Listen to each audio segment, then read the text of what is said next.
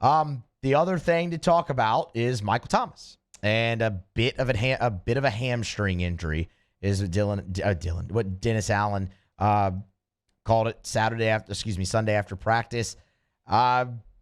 How you feel? You nervous? Nah, you would think I'd be freaking out, huh? But I think when something like this happens, Michael Thomas ramping himself up after not playing meaningful football in almost 2 years, you can kind of expect something like this. And hopefully it isn't serious. Anytime something's going to happen with Mike Thomas, people are going to freak out, and rightfully so, because he has not played in such a long time, because he has had so many injuries, some that he himself mismanaged. But again, somebody who hasn't played in a long time is ramping himself up, getting ready to play, had some really physical practices against Green Bay last week. Something like that is kind of likely to happen. So I'm definitely not saying it's insignificant, but hopefully it is a little hamstring issue, just like Dennis Allen is calling it, and he's not missing any time in the regular season, because they still have a couple of weeks before they have to play Atlanta. I don't think he will miss any time in the regular season. I think Michael Thomas is probably still on track to play Week 1, September 11th against the Falcons. What you can also kind of take from this is it's probably fairly far along. I mean, this is probably something that happened in those joint practices either Tuesday or Wednesday, or maybe in the walkthrough on Thursday, maybe, but I doubt he pulled a hamstring or tweaked a hamstring in a walkthrough. Maybe he did, but I doubt it. So obviously he wasn't going to play Friday, so he didn't do it then, and he didn't practice on Sunday, so he didn't do it then. So it kind of narrows it down to either probably Tuesday or Wednesday in the joint practice. So it's something that they've been dealing with and have probably been pretty far along on, which is a very good sign when you look at it too.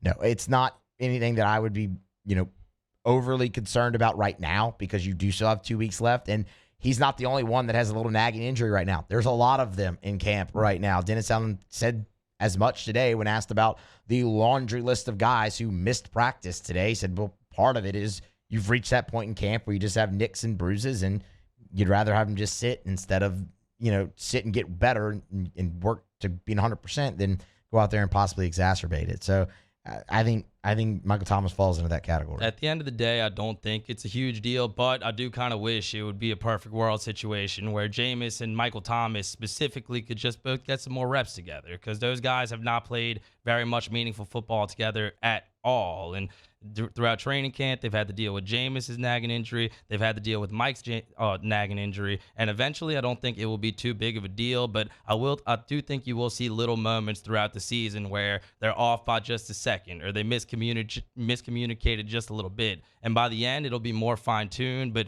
they do need to establish that chemistry a little bit. And I think Saints fans need to be patient with what they see at the beginning of the season. By the end, I think Mike Thomas, Jameis Winston will be clicking, and hopefully the entire Saints offense will be clicking. Yeah, I mean, look, you like what you saw from the Saints offense, or especially early when you had the ones in there against the Texans. You had Pete Carmichael calling plays. Pete wasn't calling plays on Friday night, so, and the offense did not look as crisp. And obviously Ian Book was in there. So it's really tough to make assessments about the Saints offense when Ian Book is the quarterback, and also when Pete Carmichael is not calling plays. No, I'm ready to see Jameis Winston. I don't want to overreact to practice, but you can tell when Jameis, even when he's coming back from injury now, he throws a really pretty deep ball. And he gives the Saints a dimension that they didn't have the last few years without Breeze. Straight up. You even saw some of that last year with the deep balls to Harris and others. He needs to work on his short game, his intermediate game. But if Jameis does make leaps there, he has potential to be a really, really, really good, consistent quarterback in the NFL and really take the Saints to the promised land. You do see the arm talent with Jameis, but the decision-making, the short and intermediate game, that's what needs to improve. But if it does, watch out. Yeah, for sure. For sure.